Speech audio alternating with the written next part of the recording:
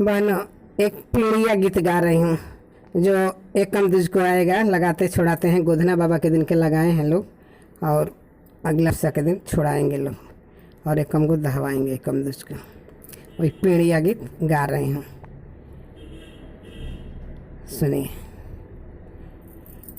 इंगूरा के बूंद कई के सुतनी ओ सरवा की उगी गई लेना, एक मधुजी के या जोरिया की उगी गई लेना। इंगूरा के बूंद कई के सुतनी ओ सरवा की उगी गई लेना, एक मधुजी के या जोरिया की उगी गई लेना।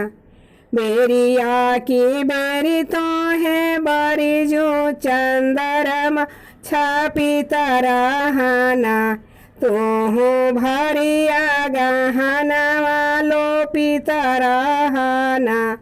बेरिया की बेरी हम बड़ी जी चंदरमा लपी तरहाना, तो हो भरिया गहना छुपी तरहाना, तो हो भरिया गहना छुपी के रहना।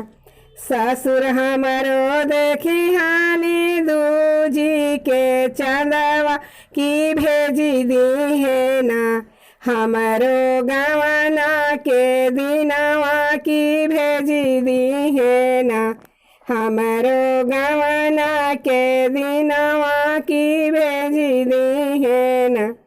भसुर हमारो देखी नीदू जी के चंदवा की भेजी दी है ना, हमारो गवाना के दिनवा की भेजी दी है ना, हमारो गवाना के दिनवा की भेजी दी है ना।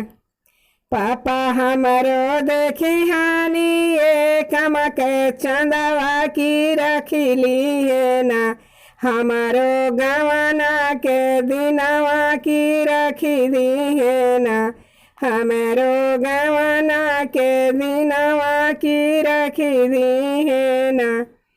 चाचा हमारो देखी हानि दूजी के चंदवा की धाई दी है ना, हमारो गवाना के दिनवा की धाई दी है ना, हमारो गवाना के दिनवा की धाई दी है ना।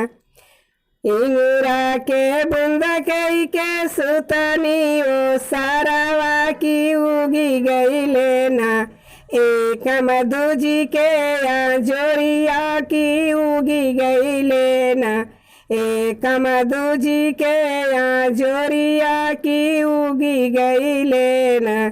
बेरिया की बेरी तो है बड़ी जो चंदरमा छुपी तरहाना, तो हो भरिया गहनवा छुपी तरहाना, तो हो भरिया गहना छुपी तरहाना।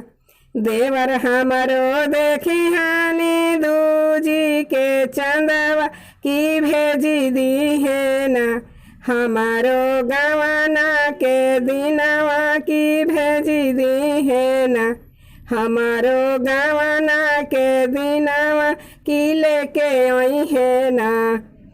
भैया हमारो देखी हानि दूजी का चंदवा की धाई ली है ना, हमारो गवाना के दिनवा की धाई ली है ना, हमारो गवाना के दिनवा की धाई ली है ना। स्वामी हमारो देखी हानि दूजी के चंदवा की चली आई है ना, ओहो गाड़ी चढ़ी गवाना के की चली आई है ना, ओहो डोली चढ़ी गवाना करे चली आई है ना। भैया हमारो देखी हानि दूजी के चन विदा हो करी है ना, हमके मोटर गाड़ी में विदा हो करी है ना, हमके मोटर गाड़ी में विदा हो करी है ना।